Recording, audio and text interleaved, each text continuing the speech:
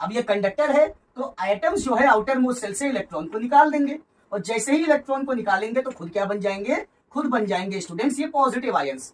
अब आप सभी को पता है कि जो इलेक्ट्रॉन का मास है ये बहुत ही ज्यादा कम होता है, 9.1 इंटू 10⁻31 किलोग्राम, इतने का अप्रॉक्स होता है। अब 10 की पावर -31 नीचे आएगा तो +31, यानी 31 जीरो लगेंगे। यानी अगर हम इसको सॉल्व करेंगे तो 0.0000000 करके कुछ आएगा।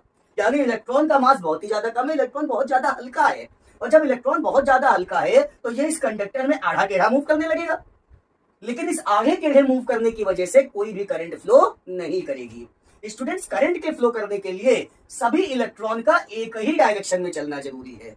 यहां मान लीजिए कोई इलेक्ट्रॉन ऊपर जा रहा है, कोई नीचे जा रहा है, कोई लेफ्ट जा रहा है, कोई राइट जा रहा है, तो नेट करंट आपस में सब कैंसिल होके हो जाएगी जीरो। यानी रैंडम मोशन की वजह से कोई भी करंट फ्लो नहीं करेगी, और इस रैंडम मोशन को हम लोग कहते हैं जिगजैग मोशन या ब्राउनियन मोशन। और इन इलेक्ट्रॉनों का बिहेवियर बिल्कुल वैसा ही है जैसे किसी बंद बर्तन में भरे हुए गैस के मॉलिक्यूल का होता है।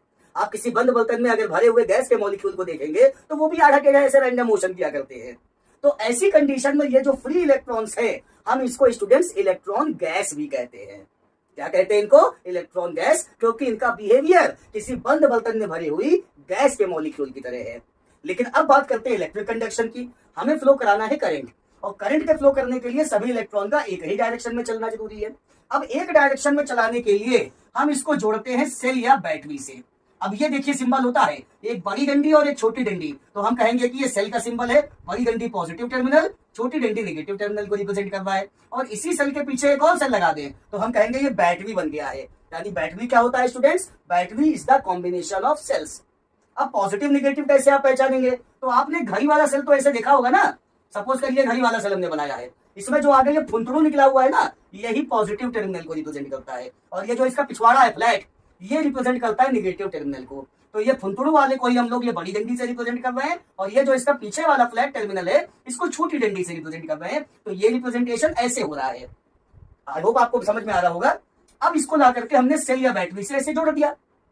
अब ये बड़ी वाली डंडी यानी पॉजिटिव टर्मिनल, छोटी वाली डंडी यानी नेगेटिव टर्मिनल, और जैसे ही हमने जोड़ा तो ये पॉजिटिव क्या करेगा, जितने भी फ्री इलेक्ट्रॉन्स हैं ये इनको अपनी तरफ क्या करेगा, अट्रैक्ट करेगा।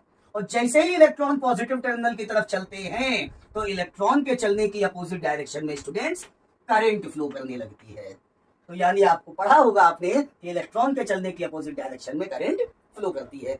यानी जो इलेक्ट्रॉन है वो फ्लो करेंगे नेगेटिव टर्मिनल से पॉजिटिव टर्मिनल की तरफ, और करंट फ्लो करेगी पॉजिटिव टर्मिनल से नेगेटिव टर्मिनल की तरफ।